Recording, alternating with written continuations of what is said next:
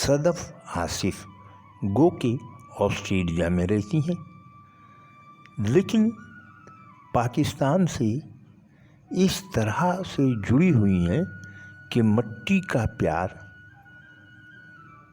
روم روم میں گویا بسا ہوا ہے۔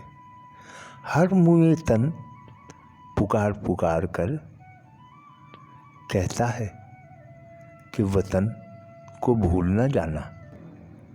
اس کا اظہار ان کی تحریریں ہیں۔ آئیے ان کا افسانچہ سنتے ہیں۔ عنوان ہے حلوہ۔ کچن سے آتی سوندھی سوندھی خوشبو انہیں کھینچ کر اس طرف لے گئی۔ بیگم، یہ کیا کر رہی ہیں آپ؟ چنے کا حلوہ پکا رہی ہوں۔ اور آپ اتنی دیر سے کیا کر رہے تھے؟ گارڈن میں پھول توڑ کر بوکے بنا رہا تھا، مگر مجھے تو پھولوں سے الرجی ہے۔ وہ بہو کی برتھ ڈے ہے نا، اس کے لیے۔ لہجے میں شفقت سمٹ آئی تھی۔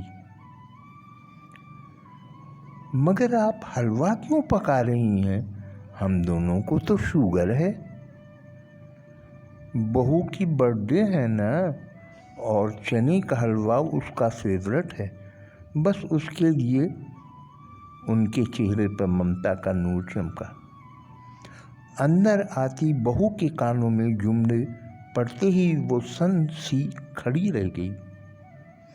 اب تک وہ ان کے بارے میں کتنی بدگمان تھی۔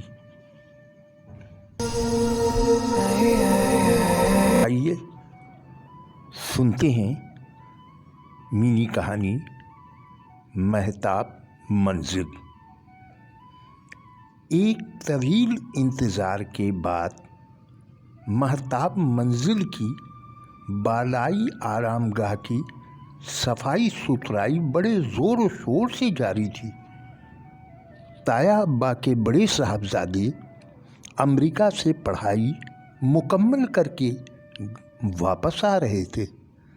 مہتاب بھائی ایک عشرہ تک امریکہ میں مقیم رہے اور اب تایا ابا کے بے حد اصرار پر 9 مہینے کی 15 تاریخ کی درمیانی شب ان کی فلائٹ کراچی کے جناح انٹرنیشنل ٹرمینل کی زمین چھونے والی تھی۔ بالائی منزل میں رنگ و روغن ہو چکا تھا۔ کھڑکیوں پر پردے لگا دیے گئے تھے اور مناسب فرنیچر کی بنیادی چیزیں بھی کمروں میں سجا دی گئی تھیں۔ انتظار کی ان گھڑیوں کو بانو آپا نے جس صبر و شکر سے برداشت کیا تھا، ان کی آنکھوں میں جھلملاتے ستارے اس بات کی غمازی کر رہے تھے۔ بانو آپا چچا ادریس کی اکلوتی بیٹی تھیں، جنہیں تایا ابا نے مہتاب کے لیے منتخب کر دیا تھا۔ چچا ادریس درمیانی منزل میں مقیم تھے۔ بانو آپا انگلش لٹریچر میں ماسٹر کر چکی تھیں۔ تایا ابا کے آرزوؤں کی تکمیل میں بانو آپا کا وہ سلیقہ، مہذب دھیما لہجہ، گفتگو میں بلا کا اعتماد اور آنکھوں کو خیرہ کر دینے والے حسن تھا، جس نے تایا ابا کے خوابوں کو مہمیز کر رکھا تھا۔ درمیانی منزل میں خواب اپنی تعبیر پانے کے لیے بے تاب تھے۔ ذرا دیر کے لیے کھڑکی سے دکھائی دیتا روشن چاند بانو آپا کے کمرے میں اتر آیا تھا۔ میز پر دھرے تازہ موتیا کے پھولوں سے اٹھتی مہک کمرے میں مہتاب بھائی کی موجودگی کا احساس دلا رہی تھی۔ وقت گزرتا رہا، پھر انتظار کے لمحے تمام ہوئے۔ مہتاب بھائی کا طیارہ پاکستان کی حدود میں داخل ہو چکا تھا۔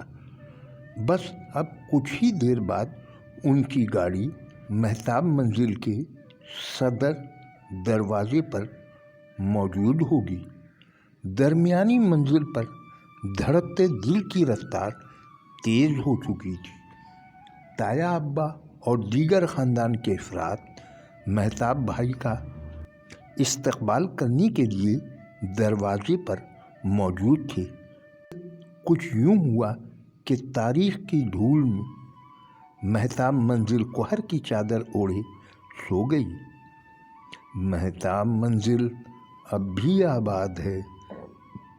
بالائی منزل میں نیلی آنکھیں، جبکہ درمیانی منزل کی سیاہ آنکھوں کے خواب اپنی تعبیر کے لیے کسی معجزے کے منتظر ہیں۔